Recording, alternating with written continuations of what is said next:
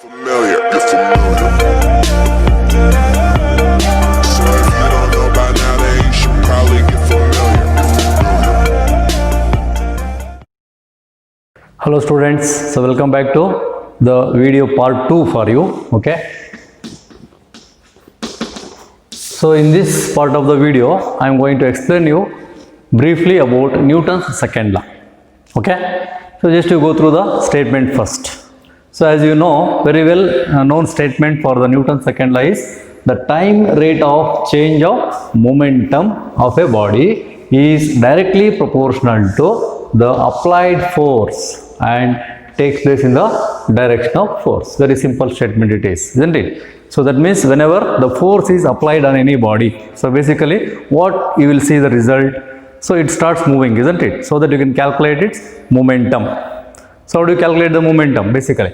So if you know the mass of the body and if that body is moving with certain velocity due to the applied force, of course, okay, then you can just take the product of mass and velocity, you know, mass and velocity, so that gives the momentum. Momentum is represented by the symbol P, isn't it? So P is equal to m into V. Now this momentum, of course, takes place due to the applied force as per the statement, okay, and how it increases, with respect to time. That is what the statement here. So you have to consider the time rate of change of momentum. Okay, so that is again depending upon the strength of the applied force, and force is a vector quantity, so you have to recognize the direction of the momentum also. Okay, so time rate of change of momentum in a particular direction is continuous with the applied force in the direction of the force again. Okay, so that is the statement for Newton's second law. Okay, so based on this Newton's second law, further we can derive the equation where we will come across the relation between force, mass and acceleration, because the body undergoes acceleration also, isn't it? Once the force is applied, it undergoes acceleration. So that well known equation is F is equal to m into a. So sometimes we call this equation F is equal to m itself as a Newton's second law. Okay, how this equation is derived from Newton's second law is the question here. Okay, now let us see how to derive this equation based on this Newton's second law concept. Okay, so now look at the derivation part for the equation F is equal to m a bar.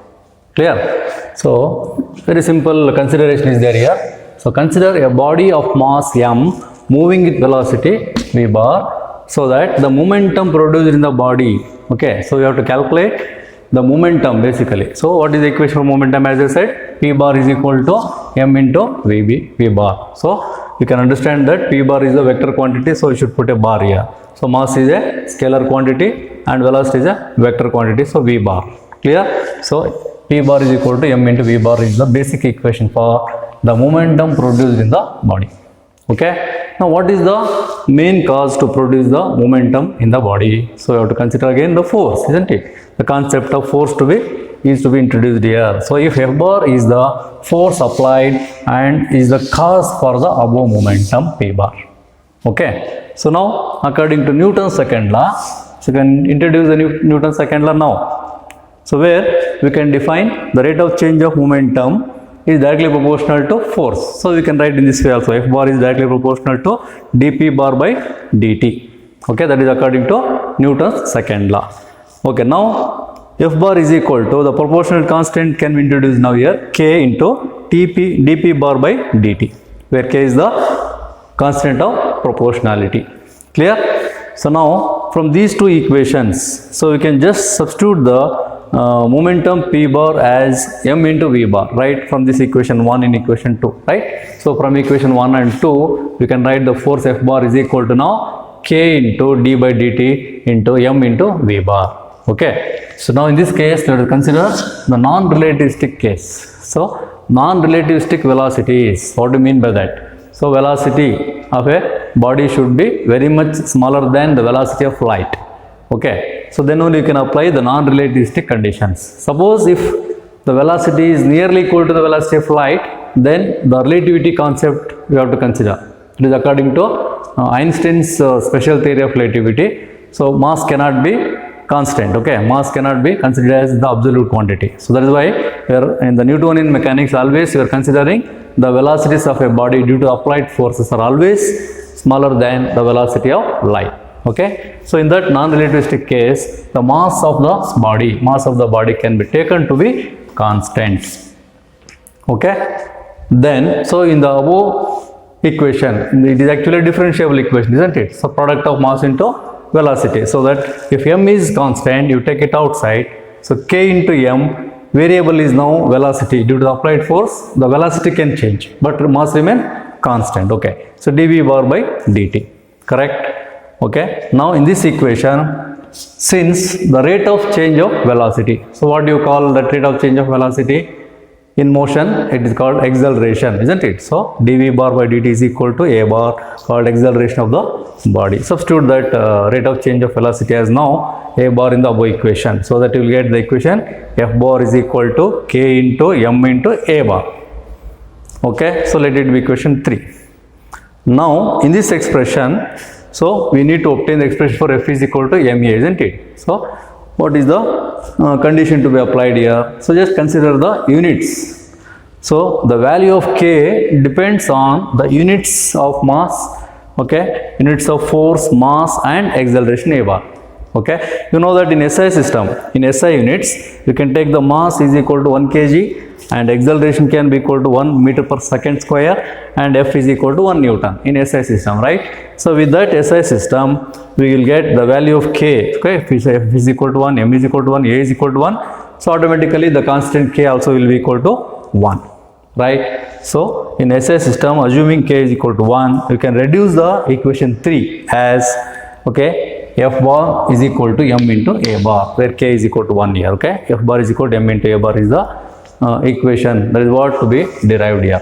Okay, so we can consider even f bar also for f bar as a vector quantity. So f bar is equal to m into a bar is the expression required, and it is derived based on Newton's second law. Is it clear? Okay, further we can write this equation generalized for multiple forces acting on the body. Suppose if there are a number of forces acting on the body, how the Newton's law can be applied? So you have to consider the algebraic sum of all the forces acting on the body in 3 different directions or in 3-dimensional manner also. So how do you write that vector form of the Newton's second law then? So look at here, sigma f bar. You have to consider sigma f bar is equal to m into a bar. So what do you mean by that sigma f bar? It is consisting of minimum 3 forces in 3 dimensions. Okay, along x-axis, along y-axis and along z-axis. Okay, so therefore, so the above equation indicates that, okay, the all forces acting on the x-axis, sigma fx is equal to m into ax bar. In that case, you have to assume that the body is accelerated in the x direction. Okay, and sigma fy is equal to m ay bar. Similarly, along the z direction, sigma fz is equal to m az bar. Okay, so all put together, you can write the vector form of the equation as sigma f bar is equal to m into a bar is the expression for or the relation between force and acceleration produced in the body of mass m, and that mass is assumed to be constant according to non-relativistic conditions. Clear? Okay, then what is the unit you have to mention for the force? As you know, the force is measured in the unit called Newton, correct? Then what is 1 Newton? 1 Newton is equal to, so according to this condition, you have to consider the force, mass is equal to 1 kg and acceleration produced should be how much? Only 1 meter per second square. Okay, so we can define now 1 unit as the force applied on a body of mass 1 kg to produce 1 meter per second square acceleration in it. Okay, so that much of force, the quantity of the force, we can say 1 unit. Clear? Okay, further the discussion of this Newton's second law is very much useful to understand what is impulse, okay, and what is impulsive force. How this impulsive force can impact on any body where the force is acted on it in a very short interval of time particularly. So that means with respect to time also, you have to consider the impact of the force on a body. Okay, so that particular concept of impulse and impulsive force with certain examples. So that part I think I can discuss in the next video. Okay, so see you in the next video. Okay.